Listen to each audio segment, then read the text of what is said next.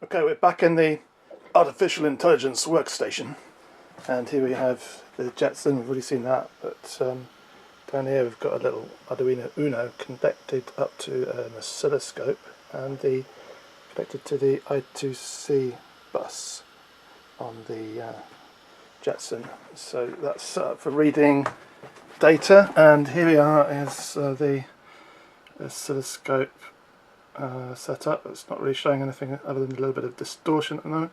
And on the right hand side is the serial port on the Arduino, and that's just showing a bit of data from the last run. So other than that, obviously we need to have a dog, so dog is very conveniently lying in her bed waiting to be detected. Good girl.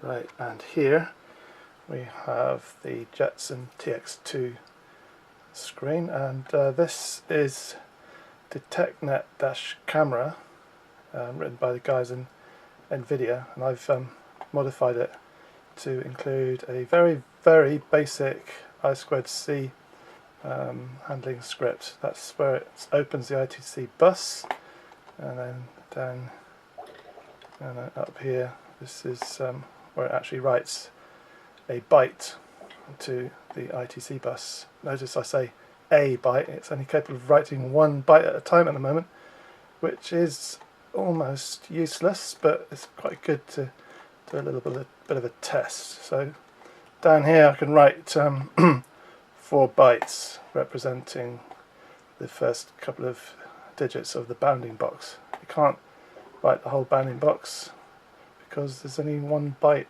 of space in it, but we'll work that out a bit later. So if I run the DetectNet program in the console here, password, let's see what happens. There it goes. Alright, there's our program. So we're detecting the dog down in the left hand corner in her bed. If we look over here, we've got you can see the 4 bytes on the oscilloscope, and we can see data trying to be received by the Arduino. So it's all good. We've got a really good foundation now. It's all set up. What we need to do now is to try and get actually, just before I do that, let's just go over to here a minute, because I can show you the real information. That's the real information there. It's going very quickly, obviously. So that's the actual the coordinates of the bounding box. Right value 0, 1, 2 and 3, but like I said, it's only translating to the first couple of digits at best over there. So what we need to do next is to decipher some of the code that /dev wrote for the Weedinator a while back, in which he managed to pass the I2C data in such a way that we actually got the whole integers rather than just a couple of digits. So he managed to get more